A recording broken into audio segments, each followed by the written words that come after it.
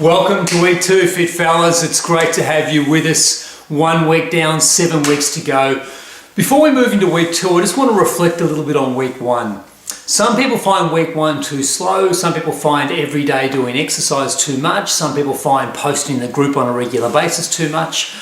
And the reason why we start week 1 the way we do is to ease people into this concept that it's not about hard, intense exercise, which leaves a lot of people feeling injured and overwhelmed. It's about consistency.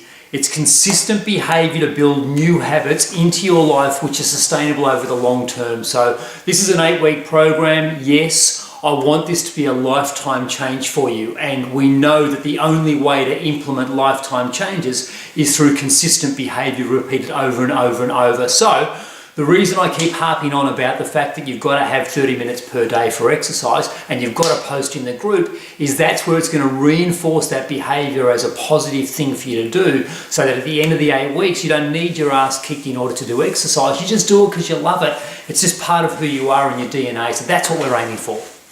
So last week was very much about getting your joints mobilized for some sort of movement, getting your cardiovascular stuff taken care of, downloading Map My Run, and then consistently taking a screenshot of that and sending it to the group after each workout. And again, continually looking for feedback from the group, not because you need the feedback, but because that's what you do to contribute, 1, to the group, and 2, to make that a habit in your own mind. From a nutrition perspective, we were very much about keep eating what you're eating, but chew your food more often. And if you were consistent with that, or as consistent as you could be, you would have noticed that your jaw got a bit sore while you were chewing, and you may have felt fuller, faster through chewing your food. From a digestion perspective, a whole lot easier to digest food, so much less gas and burping, farting, and feeling somewhat bloated. So if you've had a crack at that, that's great. Week 1 has finished, but you are consistently required to chew your food for the rest of the program and hopefully for the rest of your life. From a fluid point of view, 2 litres of water per day. If you're able to do that, fantastic. If you weren't, that's cool. Anytime you can add water into your day has got to be a good thing. So if you weren't 100% happy with where you're at last week, that's cool. This is a new week. We get to start it again, and we're going to add a new element on top of what you've already started doing last week. So this week's nutrition is all about adding vegetables into your diet. So a lot of us, firstly, let me explain that I don't want to take things away from your diet. I want to add things to them first, and then we look at exchanging them next week. So this week, by adding veggies into what you're doing, if we remove a couple of things in the next couple of weeks, all we're doing is going to say, okay, just put vegetables in there instead. So that's the mindset around adding veggies to your diet. And a lot of us tend not to do a lot of vegetables. We kind of think they're boring and bland and that sort of thing. You keep telling yourself that shit, and that's what you're going to believe. So instead, we're going to make veggies great and exciting and really easy to put them in your diet. And I've got a couple of recipes that I'll flick to you throughout the week of ways I just add vegetables to the diet. And you get better nutrition, you get better fibre, so you have regular bowel movements. The incidence of bowel cancer drops significantly when we've got plenty of fibre in our diet. From a nutrient perspective, you feel great. Fruit and vegetables are carbohydrates, which is a bit of a swear word in this industry. There is nothing wrong with carbohydrates. What there is something wrong with is empty calories, and we'll talk about them next week. But fruit and veg, fantastic, eat plenty of them, great stuff. And hopefully that may even mean you can reduce the amount of protein in your diet or the amount of meat products. Not that I think there's anything wrong with meat, but I think quite often we eat too much protein and too little vegetables. Which leads us to perhaps carrying more weight than we need to, but also from a digestive point of view, we don't digest as well. So keep drinking 2 litres of water this week, keep chewing all your food, but the addition this week is we're going to add more vegetables in at every opportunity. So where can I have more vegetables in the diet? That'll be a good thing. From an exercise perspective, we've mobilised your joints. We've got you doing cardio 3 times a week. Awesome result with that. We're going to add to that this week by activating some muscles and then implementing those activated muscles into movement patterns. The reason we do this, the 2 areas we're going to activate is your deep core muscles, so your deep tummy muscles, not the six-pack muscles, totally not interested in that. Very much concerned about those deep core muscles. The Pilates principle, which has become so popular in the last 10 or 20 years, is very much about the same mindset, but it's activating muscles that should work on their own. But because we spend so much of our day sitting on our backside and not requiring those muscles to activate, the muscles forget how to. We're going to remind them how to activate this week. To be honest, with those breathing exercises we did last week, we've already started that process, but we're going to reinforce that some more. The other area is your glutes. Your bum muscles, we want them to work because as soon as you walk, run, climb stairs, those muscles are required to work. And again, because we sit on our backside so much, those muscles forget how to share their load. So if you've ever done any exercise and found afterwards, gee, I'm really tight in the back of my legs, in my hamstrings, on my lower back, chances are it's because your glutes aren't activating, so the muscles in your hamstrings and the muscles in your lower back are trying to do the work that the glutes are supposed to do. Gluteus maximus is the biggest muscle in the human body and it's supposed to work all the time. So we're going to do some simple muscle activating exercises before we do squats and lunges and that sort of thing. And I'm going to have you think about those while you're going doing your cardio work as well, reinforcing the behavior. So we're in for a great week, gentlemen. Just a quick one. If you had a bad week last week, this is a new week. If you had a great week last week, this is a new week. If we break up the 8-week program into 2 sections of 4 weeks and we treat each 4-week section as 4 quarters of a game, if you win 3 quarters of the game, you generally win the game. So these first 4 weeks, if you've had a great week in week 1, awesome, good on you, you've won the first quarter. I want you to win the second quarter and the third quarter and the fourth quarter. But if you have a bad week somewhere in this whole game, that's okay. Keep winning 3 quarters and you get the opportunity to win the game. Same with the back end of the program. If the last 4 weeks, we can call that one whole game. And if so long as you win 3 out of the 4 quarters, you win the game. So ideally, we're going to win 2 games, the front half and the back half of the program, through consistently implementing exercise and consistently posting the group. And every time you post, I want you to tag me in it so I'm aware of what's going on. Awesome, so let's rip into some exercises. So the first muscles we're going to activate are those deep core muscles that you hear a lot about in Pilates and physiotherapists talking about. And those muscles are supposed to activate a split second before any other gross movement pattern takes place. And they don't. Quite often, if we don't activate that at work, it's really important that we activate them before we start pretending that our body can cope with the load required. Those core muscles support your lower back in just about everything. And I've had clients in the past who have lost their lower back pain whilst doing these exercises that I'm about to show you. So these are not muscles you're going to feel the burn in, and I don't want you to feel the burn in them, I want you to feel them working. You know when you have a really big belly laugh and your stomach fills up with air and you ha ha ha, and you can feel your muscles tightening around there. Those are those deep core muscles. That's the sensation that we want to have through doing these exercises, is that your waist contracts as you exhale, as you laugh. That's the sort of feeling we want to have take place. So we're going to have you lie on your back and in a nice, somewhat relaxed position. And I want you to think about having your neutral spine that we spoke about in week 1. So just a little bit of room for a hand to fit underneath, not enough for a whole truck to pass through there, just enough for a hand. And we take a deep breath in, fill the belly up with air, and then exhale.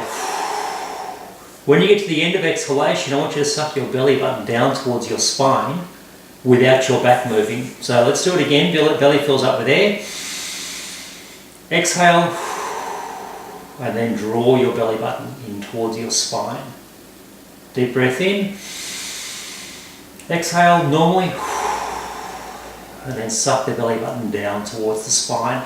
And I can feel that activating all down here, all around that corset muscle that is one of those deep core muscles. The other feeling I want you to have is your pelvic floor. Yes, men have a pelvic floor. And if you don't believe me, have a look at some of the gross.com powerlifting competitions where blokes are lifting a lot of weight and they wind up shitting their guts through their anus. It's completely unpleasant, and don't do it because it'll make you feel sick. But we have a pelvic floor that as we get older, we need to make sure that we're continuing to activate, otherwise you're going to get leaky dick syndrome, and I don't think that's the medical term, but where you have urine passing when you don't need for it to, and you're going to suffer incontinence earlier in life than perhaps you need to, if ever. So if we think about those muscles that sit in the base of your pelvis that would prevent you from if you were to stop urinating midstream, that's the sort of muscles that we want to have working. So whilst you're doing this exercise, I want you thinking about not just your belly button sucking down, but also those pelvic floor muscles contracting at the same time. So deep breath in, exhale, draw the belly button down and think about those pelvic floor muscles at the same time. Deep breath in.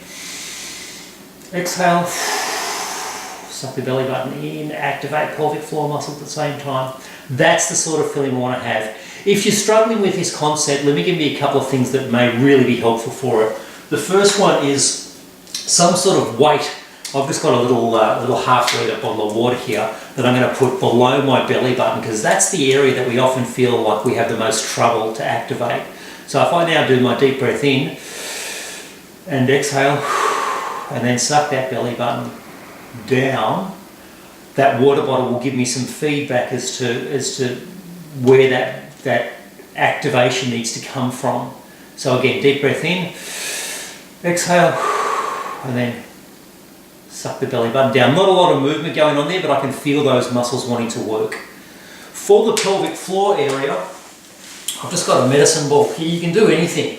Pop the medicine ball between your knees and do the same exercise. So deep breath in, exhale, draw the belly button away from down towards the spine, and you can gently squeeze on your medicine ball, something between your legs. It could just be the water bottle if you like, and that will help to activate those pelvic floor muscles.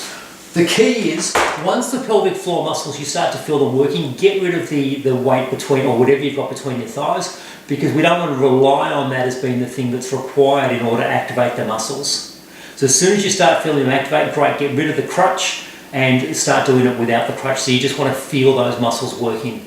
This is really important that you do this on a daily basis. You can do this exercise whilst you're walking. So just while you're walking, deep breath in, exhale, and then draw the belly button towards the spine, and we feel that whole activation taking place.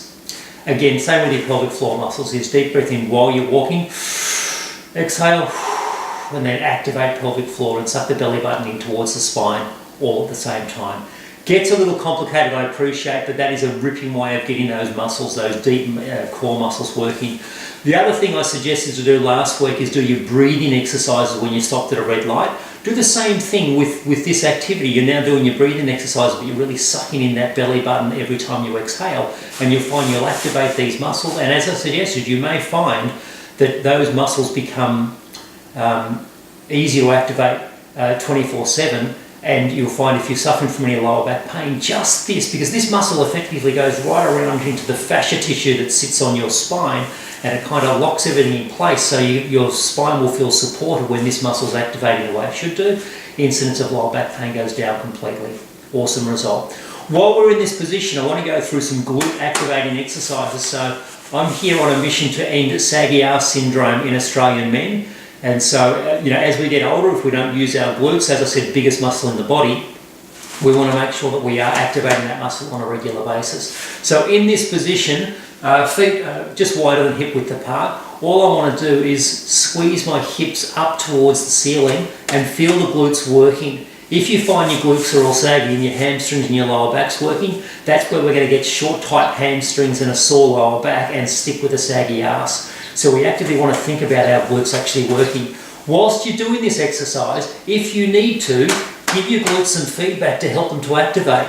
If you've ever seen Olympic athletes at the start of the 100-metre run, then you'll see them slapping their thighs and their glutes and their quads and hams and that sort of thing to try and get those muscles to go, okay, we're on, we need to work. So if you need a little bit of feedback on your glutes, then that's an ideal way of starting this exercise.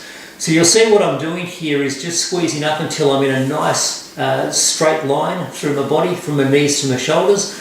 And when we go down to the ground, we don't quite touch the ground. We just go up and down. 10 repetitions of these, 10 repetitions of your breathing exercise is enough for you to just get those muscles activated, and we can then integrate them into a workout. So for the first couple of days of this week, all I want you doing is your mobilisation exercises, do the glute activating exercises and the abdominal activating exercises, and then we're going to go through a stretch routine right now.